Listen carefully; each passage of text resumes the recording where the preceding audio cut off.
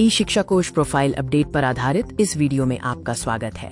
हम आपकी शंकाओं को दूर करेंगे, अफवाहों पर विराम लगाने के लिए प्रामाणिक दिशा निर्देश प्रदान करेंगे और आपकी प्रोफाइल को अपडेट करने के लिए आधिकारिक निर्देश साझा करेंगे। सबसे महत्वपूर्ण स्पष्टीकरण, स्थानांतरण केवल पते के आधार पर नहीं होगा। ई शिक्षा कोश में दिया गया पता केवल विभागीय डेटा के लिए है। स्कूलों या स्थानों के बीच स्थानांतरण के लिए आपसे आपकी पसंद विकल्प पूछा जाएगा। ई शिक्षा कोश और स्थानांतरण दो अलग अलग प्रणालियां हैं। वर्तमान प्रोफाइल अपडेट का उद्देश्य शिक्षकों के डेटा को अपडेट और सत्यापित करना है और आवासीय विवरणों को विभागीय रिकॉर्ड में सुरक्षित रखना है।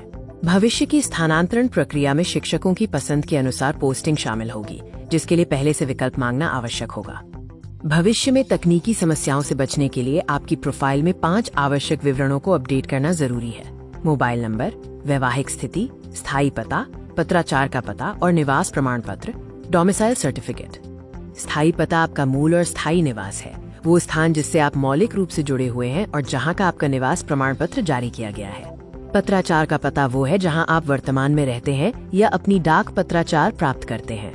यदि दोनों एक ही हैं, तो शॉर्टकट के रूप में सेम एज परमानेंट एड्रेस स्थायी पते के समान पर क्लिक करें।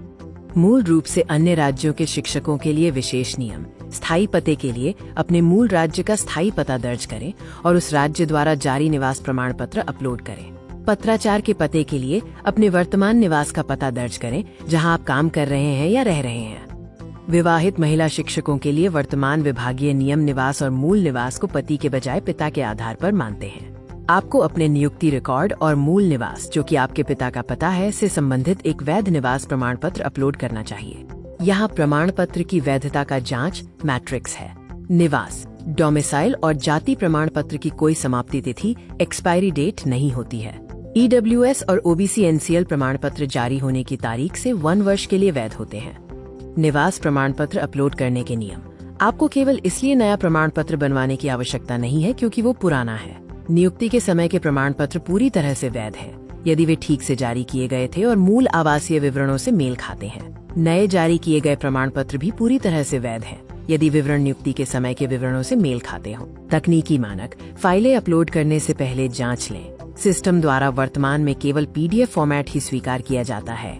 सुनिश्चित करें कि आपकी PDF फाइल का आकार 200 किलोबाइट से अधिक न हो। बिना कोई अंक छोड़े पूरा प्रमाण पत्र नंबर दर्ज करें, क्योंकि तकनीकी समस्याओं को दूर कर दिया गया है। सत्यापन और सुधार का चक्र शिक्षक द्वारा सबमिशन जमा करने के साथ शुरू होता है। सत्यापन BEO और DPO जैसे अधिकारियों द्वारा किया जाता है। यदि कोई त्रुटि पाई जाती है तो आवेदन आवश्यक सुधार के लिए वापस भेज दिया जाएगा, जिससे आप इसे दोबारा सबमिट कर सकेंगे। तकनीकी त्रुटि बनाम अनुशासनात्मक कार्रवाई, तकनीकी त्रुटियों या अनजाने में हुई गलतियों को सुधार चक्र के माध्यम से ठीक किया जा सकता है। जानबूझकर गलत या भ्रामक जानकारी दर्ज करना एक गंभीर मामला है और इसके परिणाम स्वरूप विभागीय अनुशासनात्मक कार्रवाई हो सकती है। अपने विवरण को पूर्ण, वास्तविक और सत्य रखें। सबमिट करने से पहले इस 5 बिंदु चेकलिस्ट का उपयोग करें। जांचें कि क्या सभी दर्ज विवरण 100% सही हैं? क्या 200 KB से कम की PDF में एक वैध निवास प्रमाण पत्र अपलोड किया गया है? क्या आपने पूरा प्रमाण पत्र नंबर दर्ज किया है? क्या स्थायी और पत्राचार के पते सही ढंग से भरे गए हैं? और क्या आपने घोषणा डिक्लेरेशन को अच्छी तरह से पढ़ने के बाद स्वीकार कर लिया है? अफवाहों पर भरोसा न करें, आधिकारिक दिशा निर्देशों पर विश्वास करें। आज ही अपनी प्रोफाइल अपडेट करें। ये मार्गदर्शिका एक FAQ के रूप में उपलब्ध दस्तावेजों, मौजूदा नियमों, तकनीकी जानकारी और प्राप्त इनपुट के आधार पर शिक्षकों की सुविधा के लिए तैयार की गई है। इसका उद्देश्य केवल सामान्य मार्गदर्शन प्रदान करना है। अंतिम स्थानांतरण प्रक्रिया और मानदंड शिक्षा विभाग द्वारा जारी आधिकारिक दिशा निर्देशों के अनुसार ही निर्धारित किए जाएंगे। धन्यवाद।